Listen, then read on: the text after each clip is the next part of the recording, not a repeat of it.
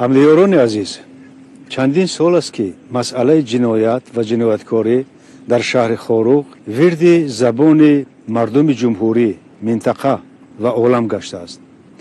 яқин аст ки чунин ҳолат пеш аз ҳама манзалату обрӯи бадахшониҳо ва миллати тоҷикро доғдор месозад. ман мӯътақид ҳастам ки чунин вазъ аз беҳавсалагӣ ва кори ниҳоят сусти мақомоти иҷроияи ҳокимияти давлатӣ ва махсусан сохторҳои ҳифзи ҳуқуқи вилоят сарчашма мегирад. ҳукуматдорони шаҳри Хоруғ бояд бо мардум дар якҷоягӣ кор кунанд. ҳамзамон бо ин сохторҳои ҳифзи ҳуқуқи шаҳр як рӯ, як тан бо масъулият ва қотиона низоми давлатдорӣ ва тартиботи ҷамъиятиро дар шаҳри Хоруғ таъмин созанд. саволе пеш меояд ки иллати фаъолияти ғайриқаноатбахши мақомот дар вилояти мухтори кӯҳистони Бадахшон дар чист? ба назари ман пеш аз ҳама дар рӯйбозиву риёкории кормандони он. онҳо намехоҳанд ки ин ё он шахс, ҳатто он одам ҷинояткор ё барои ҷомеа хавфнок ҳам бошад, муносибати худро вайрон кунанд. суоли посухҷӯи дигар ин аст ки рӯю риёбозӣ дар мақомоти ҳифзи ҳуқуқи Бадахшон аз куҷо манша мегирад?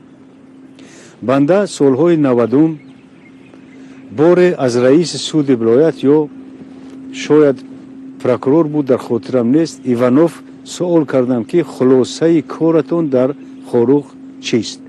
ҷавоб дод ки а какой работи ти тут говориш, в Хоруге кругом одни питиши, тут некого ловит. яъне дар бораи кадом кор ҳарф мезанӣ? дар Хоруғ ҳама питиш, ҳама бача ё холабача якдигаранд. инҷо касеро дастгир кардан мумкин нест. ҳамин хотирбиниҳо боис гардиданд ки одамони ҷинояткор беҷазо монанд. вақте барои ҷиноят ба маҳкама кашида намешаванд, дар назари ҳамдастони худ қаҳрамон метобанд. ба шахсияте табдил меёбанд ки ҳатто милисаву прокурор аз вай метарсад ва ба лидери ғайрирасмӣ вале бисёр соҳибнуфузи ҷомеа табдил меёбанд. яъне чунин лидеронро тарсӯӣ, бесалоҳиятӣ, бевиҷдонӣ, вазифаношиносӣ, ришвахорӣ, қешутабору ошнобозии худди мақомот ба вуҷуд меорад. агар ба гапам бовар накунед, марҳамат ба таърихи пайдошавии ҳар як ба ном лидери имрӯзаи ғайрирасмии Бадахшон рӯ оваред. аз соҳибмансабони даврони шӯравӣ сар карда то имрӯз даст рӯи дил гузошта иқрор оваранд ки чанд маротиба ин лидерон ба доми қонун афтодаанду онҳо нисбаташон ё парванда оғоз накарданд ё виҷдони худро фурӯхта қатъ карданд. пас аз рӯи инсоф бигӯед ки ин қаҳрамононро кӣ ба вуҷуд овард? мансабдорон ё халқи оддӣ? мансабдороне ки дар паси пардаи солҳо чеҳраҳои мунофиқонаи худро пинҳон сохтанд ё ҷавононе ки имрӯз ба сабаби надонистани моҳияти масъала аз рӯи фанди хешутабордорӣ ба ҳимояти ин ё он лидер бармехезанд? бояд ба назар гирифт ки дар шаҳру деҳоти тангу камаҳолии Бадахшон ягон ҳаракату коре аз назари аҳолӣ пинҳон намемонад. ин омил дар масъалаи муносибати сокинон бо мақомот ва дараҷаи обрӯю нуфузи мақомот дар байни халқ нақши калидӣ дорад. ман ҳамдиёронамро ба ҳамкории зич бо мақомоти ҳокимияти давлатӣ ёрӣ расондан ба онҳо барои ҷорӣ намудани тартиботи ҷамъиятӣ ва ба ҷавобгарӣ кашидани шахсони ҷинояткор даъват менамоям. бояд тазаккур дод ки бо мустаҳкам шудани пояҳои ҳокимияти давлатӣ дар ҷумҳурӣ акнун имкони халос хӯрдан аз лидерони ҷудоиандоз, нашъафурӯш, тангназар ва худписанд ба вуҷуд омадааст. ҳукумат мехоҳад ки ба тантанаи чандинсолаи ин гурӯҳҳо нуқта гузорад зеро онҳо муттасил бо кирдорҳои авбошонаи худ дар вале бояд дар ёд дошта бошем ки имрӯз дасти ҳукумат ба тамоми ҷанбаҳо мерасад. он қодир аст ки амнияти шаҳрвандонро дар ҳама гуна вазъу ҳолат ҳимоя намояд. ман дар муддати 10 соли охир дар мақолаҳоям чандин маротиба ба масъалаи хоруғ ки маркази асосии нобасомониҳои вилоят мебошад рӯ оварда андешаву бардоштҳоямро навишта будам. мақолаҳоям боиси гуфтумонҳои зиёде ҳам гаштанд, ҳатто ҳақоратҳои қабиҳ ҳам шунидам, вале бо ҳақорату даштному таъхири онҳое ки масъалаҳои доғи хоруғро ба миён мегузоранд гиреҳи мушкилот боз намегардад. мардуми помирамон ҳамин хел танқиду гапи ростро шунидан намехоҳад. фарзандашон хешу таборашон авбошӣ ҳам кунад, ҳатто ягон касро кушад ҳам бояд органҳои давлатӣ ба вай кор нагиранд, ҳатто ба маҳкама ҳам кашанд. чандин хешу табору ёру ҷурааш ба такудав медароянд ки ӯро суд накунанд. дар ин бора даҳҳо мисол оварда метавонам, лекин ба як тоаш иктифо мекунам. моҳи июли соли 2018 ҳангоми рухсатӣ ба зодгоҳам рафтам. ҳамон шабу рӯз кадом як ҷавоне дар роҳи ҷониби санаторияи ҷелондӣ шахсеро ки дар қадди роҳ дар назди автомобили худ истода будааст зер карда ба ҳалокат мерасонад. шоҳидони ҳол гуфтанд ки ронанда мошину шахси дар наздаш истодаро возеҳу равшан дидааст, аммо рост омада он мардро зер кардааст. ин ронандаи бехирад, мутаассифона номаш ҳозир дар хотирам нест, чанд моҳ пеш аз ин бо ҳамин тариқ шахси дигареро бо мошини худ зер карда будааст. бо такудави хешу таборон ӯ аз суд шудан наҷот меёбад. ҳатто аз ҳуқуқи ронандагӣ маҳрумаш накарданд.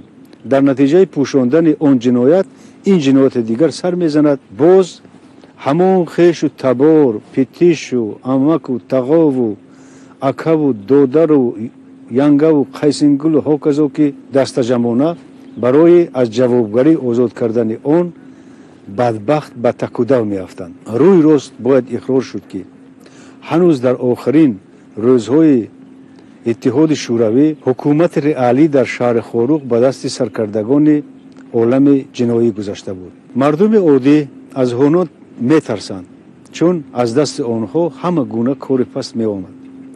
органҳои дахлидори давлат нисбат ба онҳо мавқеи бетарафона гирифта буданд, чун агар милиса дастгир кунад, прокурор ҷавобашон медод, прокурор дастгир кунад, суд бегуноҳашон мебаровард ва ғайра.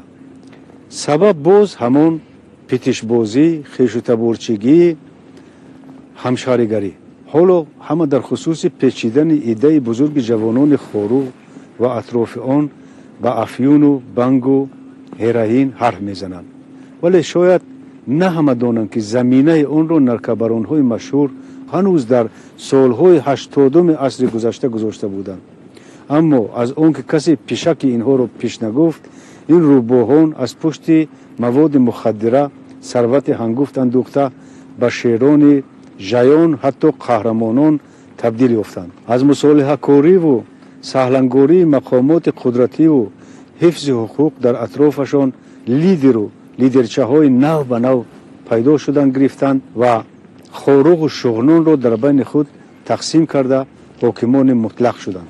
агар ин лидерҳо ба ҳамин сурате ки гуфтам пайдо нашуда бошанд, марҳамат, касе далелу исботи дигаре дошта бошад бигӯяд, ман аз ӯ ва ҳар як шунаванда расман узр хоҳам пурсид. дар солҳои аввали истиқлол ин лидерон мардуми моро ба чӣ балоҳо гирифтор кардаанд. барои ҳар як шахси солимфикре ки ҷанги худкушии тоҷиконро аз сар гузарондааст, мисли офтоб равшан аст. ман андешаҳову ёддоштҳоямро дар ин бора дар китоби одами тиллоӣ, маҷмӯаи хотираҳоям бо номи хоруғ 1994 95 و غیره ها به چاپ رساندم. به اکثر همدیارانم حتی دوستان نزدیکم پسند نآمدند. چرا درباره مردم خودت چنین چیزها نوشتی؟ آزرده خاطرانه میپرسند آنها. پس از این خیل گفتمان ها به خود سوال میدهم آیا نرکبران ها و شورپشتان و تنگ نظران و محلچیان اشدی که باعث بدبختی تمام خلق من گردیدند مردم منند؟ آیا به این دلیل که اینها به زبان مادری من گپ میزنند در کدام یک زاویه رشته خویشاوندی‌مان به هم میپیچد برادران منند؟ آیا به خاطر همتبار بودن از تمام بدبختی هایی که این نوجوانمردان به سر ما آوردند چشم پوشم و دیوار افتاد درون افتاد گفته به دهان آب گرفته بینم که اینها باز بچه توطئه های دست میزده باشند. هزار افسوس ناسزا گفتن و حقارت قبیح دادن و تحقیر نمودن آدمان برومند بدخشان زمین در شبکه‌های اجتماعی به رسم عادی تبدیل یافته است. تا به این درجه که یک روز اگر یگان رفتار آن شخص به طبع بهیمانه اشان موافق افتد او را به آسمان هفتم میبردارند. اما خدا نکرده یگان حرف یا عملش در نظر آنها ضد منفعت‌های بوگینشان نماید طوفان حقارت و باران ملامت به سر او دریای روان می شود و چون شخصی دچار بیماری سکلروز از یاد می برارند که دیروز او را فرشته پاک برآورده بودند. برجسته‌ترین مثال برای این ادعا گفتمان‌های یک سال آخر شبکه‌های اجتماعی در خصوص رئیس پیشینه ولایت یادگار فیضوف می باشد. به خصوص به گروه‌های توجه نماید که آنها به بدخشان رفت می‌گیرند. نظر به نارضایت و حقارت‌های بیان شده که اکثر به زبان شغنانی نوشته شدند فیضوف نباید امر و فرمان‌های حکومت را اجرا کند. باید بر ضد حکومت مرکزی عمل نماید. عالی‌ترین نمونه افراط در مالگرایی و مهمانبدبینی همین است. کلانسالان می‌دانند که جنگ خودکشی سالهای 90 با تشبث همین گونه خشک مغزانی تنگ نظری تندروی افراطی سر زد و تلخی آن را ملت ما تا به حال چشیده ایستاده است. شوراندازی و اونتوریستی همین گونه به فراستان دور بود که خاروق آرام و آسوده به ناآرامترین نقطه تاجیکستان مبدل گشت. علم، فرهنگ، ادب، معارف ناچیز شد. زورآوری، همدیگر کشی، نشأهمندی، دخترجلابی، اوباش پرستی به اوج اعلا رسید.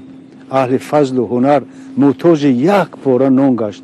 بر ضمن ناداری و قشاقی هر زمان مورد آزار و تحقیر اوباشان و جنایت پیشگانی که یگان مقام پیش راهشان را گرفتن نمیتوانست قرار میگرفتند. به این سبب همهشان راه پایتخت یا دیگر شهرهای امن جمهوریمان را پیش گرفتند. من که فعالترین عضو محفل ادیبان ولایت بودم در فضای زنگ زده خاروق دیگر نفس آزاد کشیدن نتوانسته سال 1995 به دوشنبه کوچیدم. یک سال پس نویسنده زبردست استاد نجم‌الدین شاهینباد به خوجند کوچ بست. رعنای مبارز هم دیگر با محیط اطراف مدارا کردن نتوانسته او هم به پایتخت آمد.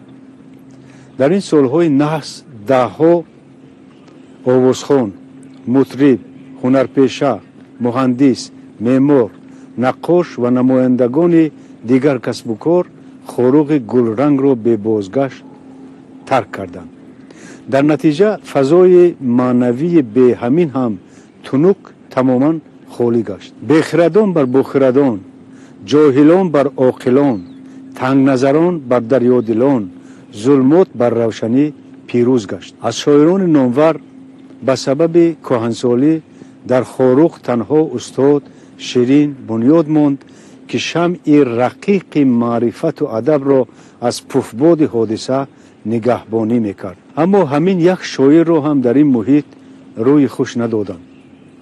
ҳатто пас аз маргаш ҳам тангназарони бемаърифат назар ба қавли як дӯстам портрети филизии дар сари роҳи деҳааш гузоштаро бо сангандозӣ сурох карданду баннери акси дар маркази ноҳия гузоштаи ӯро ҳамин сол оташ заданд.